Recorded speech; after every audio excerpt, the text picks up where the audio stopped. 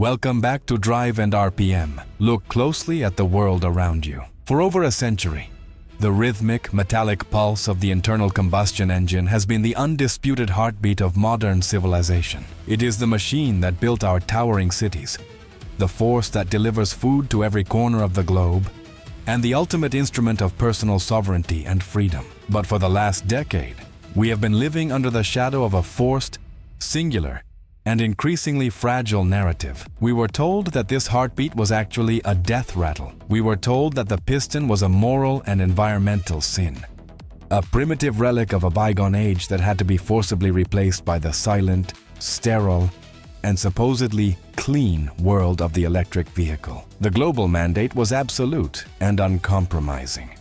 By 2030, and certainly no later than 2035, the sale of new diesel and petrol engines would be classified as a criminal act across the European Union, the United Kingdom, and the United States. This wasn't just a market trend. It was a crusade orchestrated from the highest bureaucratic offices in Brussels and Washington. It was an electric utopia sold to us by the tech titans of Silicon Valley, fueled by trillions of dollars in taxpayer subsidies, and propelled by a massive, aggressive manufacturing surge from Chinese state-backed giants like BYD and GWM. But as we stand here in January 2026, the silence of that electric dream is being broken. It isn't being broken by the hum of an electric motor, but by the overwhelming roar of a reality that the politicians chose to ignore. The electric revolution has not just slowed down, it has collided head-on with the immovable laws of physics, the brutal economics of mining, and the stubborn reality of human nature. In the United Kingdom, the national power grid is gasping for air, structurally unable to support the rapid charging demands of a nation on the move. In the vast, unforgiving expanses of the United States and the Australian Outback, the 3-ton electric SUV has been exposed as an expensive, fragile toy for the urban elite, largely useless for the heavy lifting, the high-tonnage towing, and the long-range endurance that the real world actually demands to function. Resale values for used EVs are currently in a terminal freefall. Charging anxiety has become a documented psychological epidemic, and the horrific environmental and human cost of mining lithium and cobalt, often in horrific conditions in the Congo, has finally stripped the zero-emission halo of its shine. The asteroid that was supposed to trigger the extinction of the internal combustion engine has missed its target, and in 2026 the dinosaur is not just alive, it has evolved into something far more powerful, efficient, and sustainable than we ever imagined.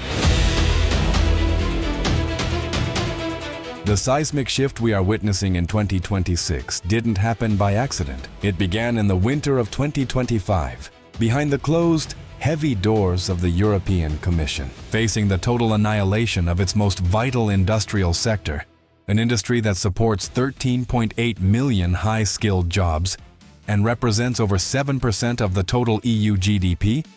Regulators were forced into a humiliating and historic U-turn. The original 2035 ban was built on a fundamental misunderstanding of thermodynamics and a dangerous ignorance of geopolitics. It focused purely on tailpipe emissions, conveniently ignoring the massive carbon footprint of battery manufacturing and the strategic danger of handing the entire global automotive supply chain over to China. A powerful, unyielding coalition led by Germany, Italy, and Japan, and backed by the engineering heavyweights at BMW, Mercedes-Benz, and Toyota, successfully dismantled the dogma. The result of this resistance was a landmark piece of legislation passed in late 2025 that effectively rewrote the future of motoring. The mandate is no longer for electric only. It has been replaced by a mandate for carbon-neutral mobility. This subtle change in legal wording is the very foundation of the diesel renaissance. It shifted the regulatory focus from the machine to the molecule. The bureaucrats finally had to admit what every mechanical engineer has known since the days of Rudolf Diesel. The engine is not the enemy, the fuel is. By allowing internal combustion engines to remain legal indefinitely, as long as they are powered by 100% renewable synthetic or paraffinic fuels, the EU effectively ended the war on the piston. This wasn't just a delay of a deadline, it was a total surrender to common sense. The path is now clear for a new generation of clean combustion power plants that are technically more advanced, more efficient, and more sustainable than any battery-powered vehicle produced today. This legislative victory has sent shockwaves through the R&D departments of every major car maker, sparking a frantic rush to revive engine programs that were once left for dead.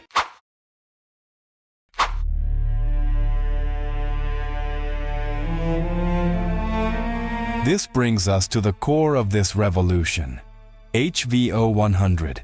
If your mind still associates the term biofuel with that thick, unstable, first-generation vegetable oil that clogged your injectors and grew algae in your fuel tank 20 years ago, you need to wake up. We are in a different era.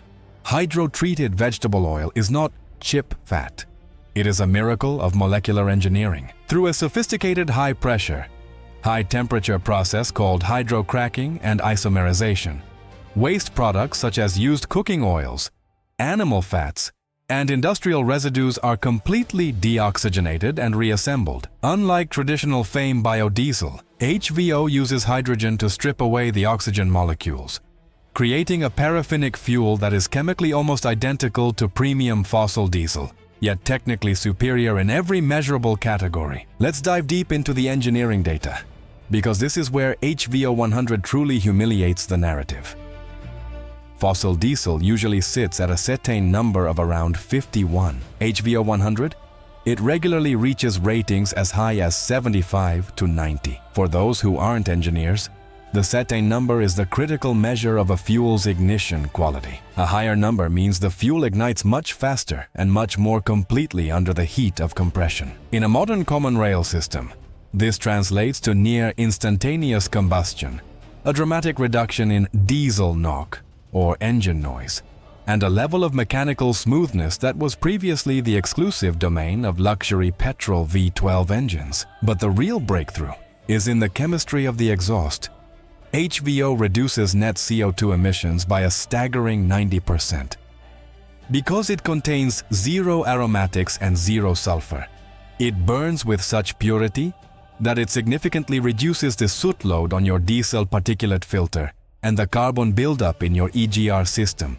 This means your engine stays in peak condition for hundreds of thousands of miles longer.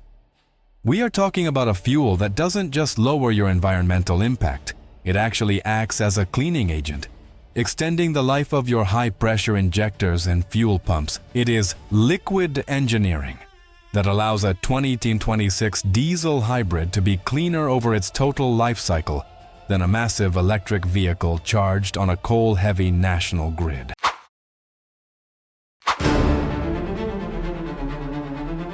Now, we must look at who actually won the war of strategies. While CEOs from Detroit to Wolfsburg were busy making wild, unachievable promises about going 100% electric by the end of the decade, one man stood absolutely alone against the tide. Akio Toyoda, the chairman of Toyota, was ridiculed by the mainstream media and viciously attacked by activists for his multi-pathway approach. He was called a Luddite, a man out of touch with the digital future. But in 2026, Akio Toyoda is the only visionary left standing. Toyota didn't follow the herd. They invested in the future of the piston because they understood global energy reality. They knew that a world of 8 billion people cannot rely on a single mineral-hungry technology. The 2026 Toyota Hilux and the Land Cruiser 300 series are the perfect, indestructible embodiments of this strategic victory. These machines feature the new Global Diesel 2.8-liter turbo units, now integrated with a sophisticated 48-volt mild hybrid architecture. This is not a marketing gimmick. It is a masterclass in efficiency and thermal management. The compact electric motor provides the instantaneous low-end torque that fills the traditional torque gap before the turbocharger fully spools up.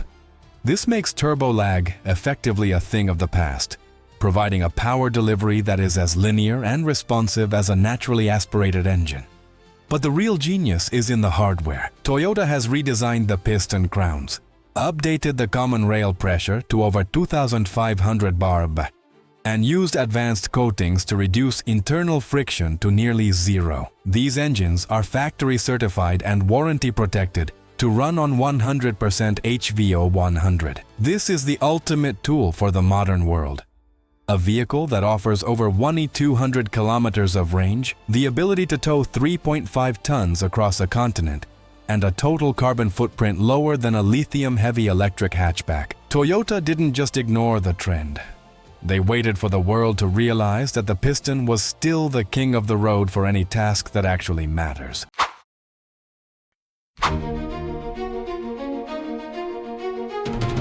And the momentum is not just a Japanese or European phenomenon. It is shifting in America as well. Stellantis has just sent shockwaves through the industry by announcing a staggering $13 billion reinvestment back into internal combustion technology. The legendary Hurricane, Straight 6, and the heavily updated eco-diesel variants are proving that the American truck buyer is officially done with the electric experiment. They have seen the independent towing tests. They have seen what happens to battery range and charging times when you put a heavy trailer on the back in sub-zero temperatures. In North Dakota or the Australian Outback, a 50% drop in range isn't just an inconvenience. It can be a death sentence. People want the torque. They want the legendary durability. And they want the 5-minute refueling speed that only a diesel-powered machine can provide. Stellantis is now leaning heavily into clean combustion, designing new cylinder heads with improved tumble and swirl ratios, ultra-high pressure injection systems, and advanced thermal management to ensure their engines are ready for the era of 100% renewable fuels. They are proving that efficiency doesn't have to mean a loss of character or capability. At the same time, we see the rise of Cummins and other heavy-duty specialists developing hydrogen combustion engines and HVO-dedicated platforms. The message is clear. The age of one-size-fits-all motoring is over. We are moving toward a highly specialized future where the engine is tailored to the environment it operates in. For the heavy haulage, the construction, the agriculture, and the long-range exploration, the high-efficiency diesel engine remains the most thermally efficient and energy-dense solution available to mankind. So, where does this leave us at the dawn of 2026? The monopoly of the electric car is officially over. We are entering a new era of technological pluralism. We will have electric cars for short, predictable city commutes where they actually make sense. But for the true backbone of our economy, for the long-haul trucks that deliver our goods, the agricultural machinery that feeds us, the emergency vehicles that save us, and the long-distance travelers who explore our world, the diesel engine has been completely vindicated. The 2035 ban was a catalyst that forced the automotive industry to innovate at a pace we haven't seen in 50 years. It gave us HVO, it gave us high-efficiency hybrids, and it gave us a new, profound appreciation for the engineering miracle that is the internal combustion engine. The diesel renaissance isn't a theory. It is happening on the motorways and highways right now. What do you think? Are you ready to admit that the piston is here to stay? Or are you still betting your future on a battery-only world? Are you seeing HVO stations appearing in your region? Or is your government still pushing a legacy narrative? The debate is back on the table. The technical facts are undisputed, and the engines are louder, cleaner, and more efficient than ever before. We want to hear your thoughts in the comments. This is a community of enthusiasts and experts, and your voice matters. If you want the technical truth in a world drowning in corporate marketing hype and political agendas, hit that like button and subscribe to Drive&rpm. We are committed to bringing you the deep dive engineering analysis that others are afraid to touch. We are just getting started on this journey into the future of motoring. See you in the next one.